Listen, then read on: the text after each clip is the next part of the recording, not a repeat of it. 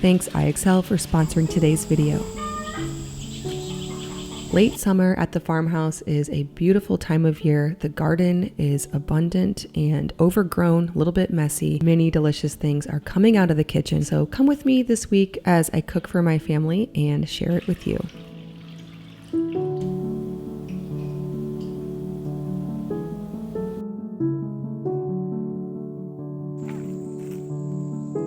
After a rainier than average July and August, our new farm was just brimming with chanterelles. Luke and I have been foragers for many years now. When our oldest was a baby, I think that's when we first got into researching and studying edible mushrooms in Missouri. We got with the local mycological society, did a few forays. Now, mushrooms are different all across the country, all across the world, so you have to get in with your local society, or if there's a book. So there's a Missouri mushroom book that we like to reference, and we have our favorite ones that we eat over and over again. Way high on the list is chanterelles. What's great about them is they're very easy to identify. There are very few lookalikes. They're pretty indistinguishable in both smell and taste and sight. They're obviously orange.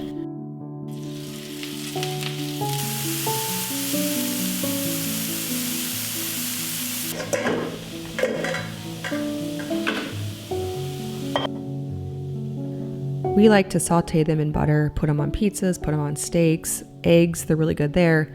Pretty much anything where you'd normally enjoy a mushroom. They have a bit of a fruity flavor, very different from a store-bought mushroom.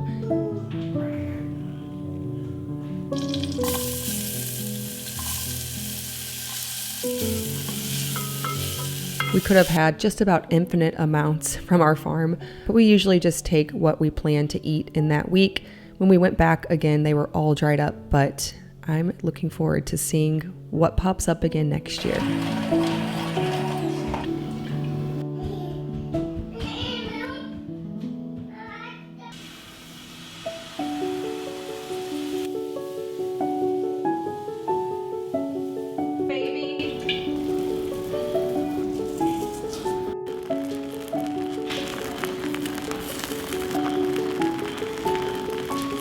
I'm doing a whole wheat sourdough discard pizza crust with a cream sauce. For the cream sauce, I just did onions, cream, flour, blended it up, and some mozzarella and fresh chanterelle mushrooms, basil from the garden. The taste of summer right here.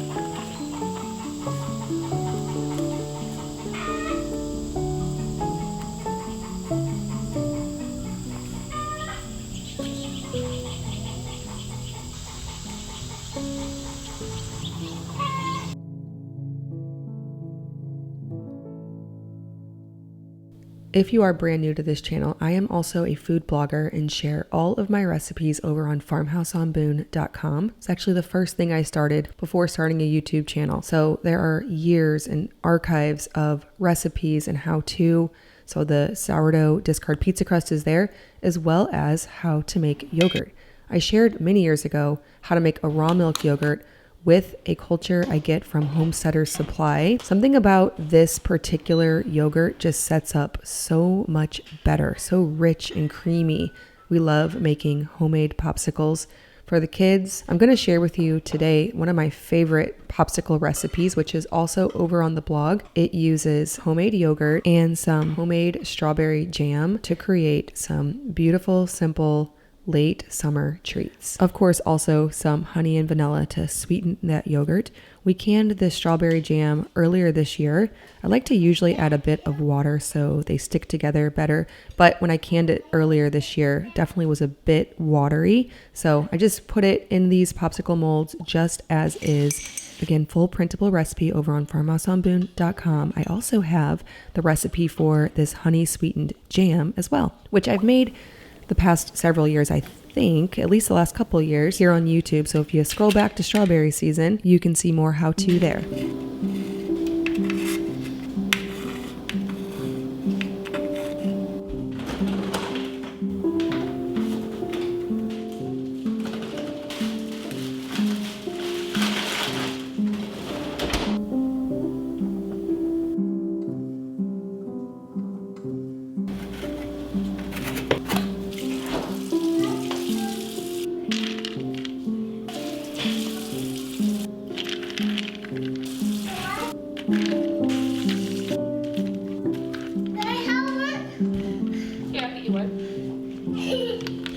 Summer is still in full bloom around here. We're still pulling lots of herbs and flowers, some vegetables from the garden. But I am starting to think about the more scheduled days in the months ahead. As homeschoolers, we don't always follow a more typical school schedule, but there is always this shift sometime in early fall where Luke and I crave the regularity and consistency of a school day. One thing that helps us to stay on track and knock out those core subjects is IXL, which happens to be the sponsor of today's video. IXL is an online learning program that offers practice in key subjects like math and English while adapting to each student. IXL encourages kids to be curious and empowers them to make choices about how to learn, meeting the unique needs of each learner. It's so much more than a workbook, tutor, or any other learning app. IXL encourages kids to find joy in learning. Each activity on IXL helps your child build up the determination to push through challenges and feel a real sense of accomplishment from learning. One area that this really helps us in our family is with math. A lot of our kids are on different levels when it comes to math, and math also doesn't come up in the way I would hope throughout a normal just life. So my kids really thrive with those built-in video tutorials, detailed explanations, and the learning games that help meet them at their skill level, which helps them to understand the concept while freeing me up not to sit down for an hour with each kid trying to explain their math. With IXL, you'll get everything from hand-picked recommendations based on your child's knowledge level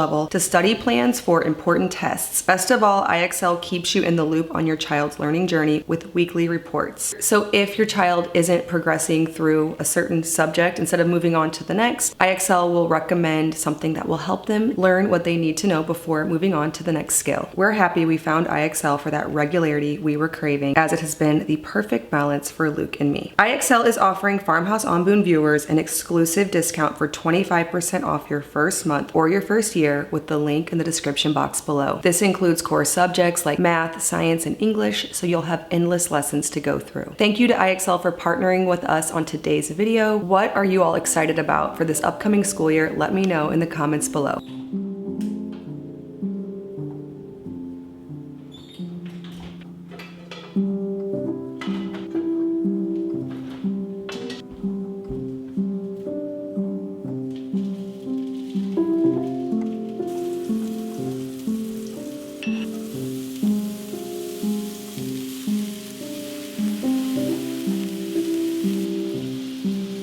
One thing I enjoy making really just a couple times a year is zucchini lasagna. Zucchini is one of those things that I think I'll want to use in the middle of winter. I have preserved it before, and really it's just one of those summer things that you enjoy in the summer and really not beyond that. At least that's how I am.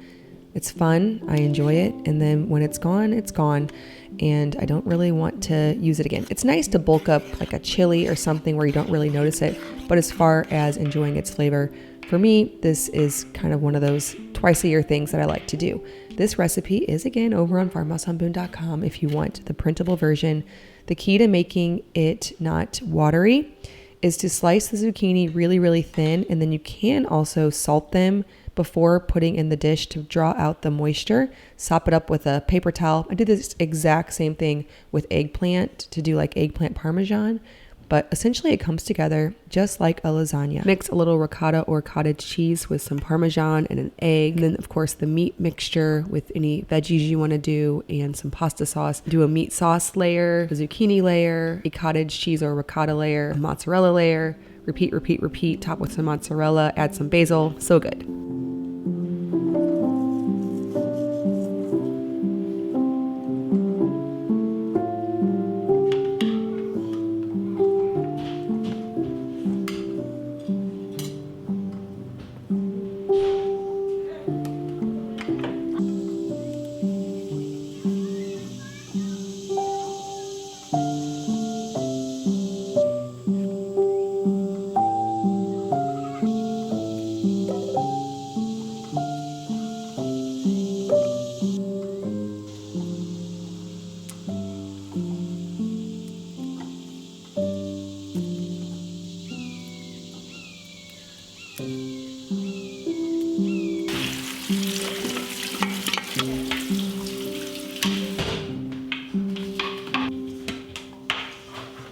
Another simple summer favorite around here is cream cheese stuffed jalapenos wrapped with bacon, or jalapeno poppers, whatever you want to call it. Today I tried to make them a little bit more summery by adding some basil in with the cream cheese. Any herb would be delicious like this. This is something that really only Luke and I eat. I guess I have a couple boys who are willing to try it, but jalapenos from the garden, and maybe this is something that we're doing not quite right, but they're very unpredictable. Sometimes they're extremely hot, sometimes they're really mild, and you can't really tell what you're gonna get. So you just kind of brace yourself and bite in.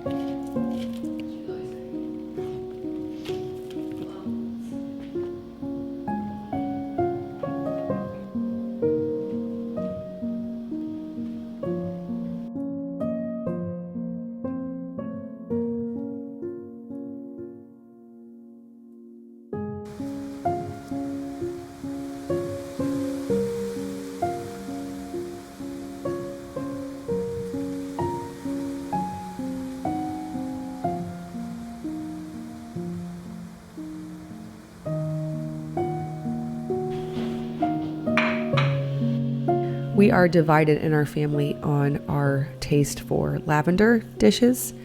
My husband and several of the kids think it's absolutely appalling. And then me and one of my daughters and one of my sons like it. So I guess you could say that what I'm making today is just for a few of us, but I am one of the ones who like it, so I guess we're going for it. Lavender is a taste of the season. We are able to do a you pick lavender locally, get some fresh lavender. So I've been making lavender lattes nearly every day in the afternoon. I make a lavender simple syrup. It sits in the fridge, so I can just pour it in with my espresso and some fresh raw milk and some ice, really easy and quick. This is a lavender ice cream. So I'm gonna add some milk and cream and steep the lavender in that for a while this afternoon to really impart that lavender flavor into the ice cream. I'll add honey to sweeten, and then after it steeps and the flavor is throughout, I will strain out the lavender buds so that you're not tasting that and chewing that in the ice cream. I'm also going to make this one more of a custard by adding in egg yolks. So first I will temper them by adding the hot milk mixture a little bit at a time to the eggs. Once they're tempered, I'll add them back in and cook it until it's custardy and coats the back of a spoon. Then I'll refrigerate it until tomorrow when I will churn it. This is a lot for a process, but just get it going, have it sitting in your fridge. And then if you have an ice cream maker, you can at any time make it into ice cream. It is so creamy and delicious with egg yolks. It's an extra step because normally we just mix up in a jar some sugar, milk, and whatever flavoring like vanilla or chocolate, pour it into our ice cream maker so fast. But this makes the creamiest ice cream. Whether you did lavender or not, I think it really is the move. I want to start having this in our fridge way more often and ready to go.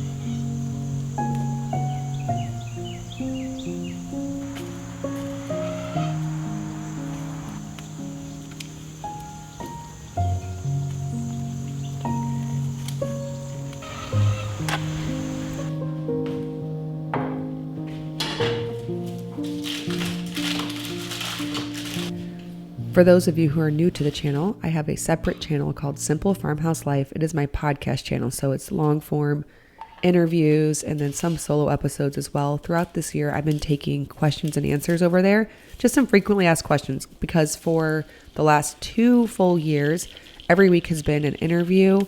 And on this channel, I mostly just share, this kind of stuff. When I'm cooking, I try to make it curated and pretty, and I don't usually do like a sit down Q&A type of thing.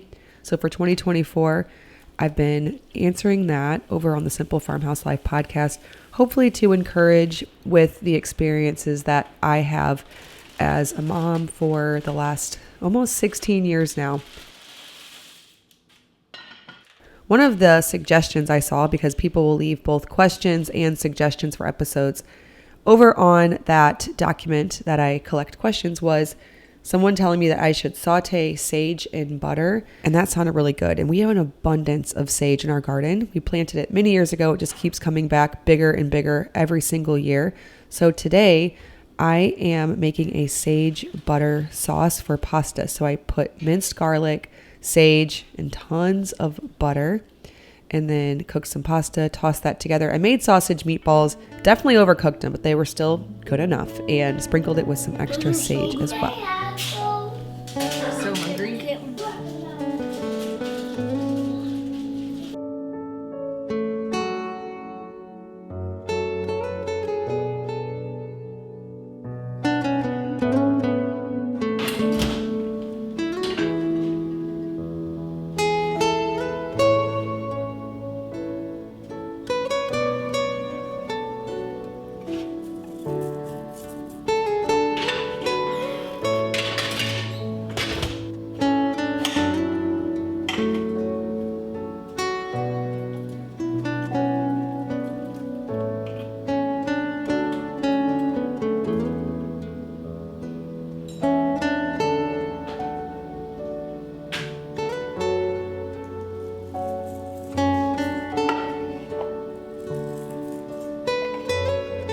Another summer favorite around here, especially late summer, as there's just more and more peppers in abundance. The garden's past all of the time where you're fighting weeds.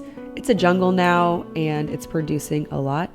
Even if you don't have a garden, you can get stuff at the local farmer's market. I do that as well for the things that we weren't able to grow in our garden. Since it's summertime and tomatoes are abundant, I roasted some tomatoes instead of doing canned tomatoes. Now, I do have this recipe over on the blog, but it does call for canned tomatoes because you can make this year round, or, if you don't have tomatoes, you can just use canned, but I'm going to roast them and put that in with my meat mixture. So I'm doing meat and onions and garlic and rice and all the fresh things, topping it with cheese. This is a summer classic that we really only get to enjoy this time of year. I hope you enjoyed hanging out with me in the kitchen as I cook through all of this summer abundance. Summer in the kitchen looks a little bit different, and I will sure miss it when that first frost comes.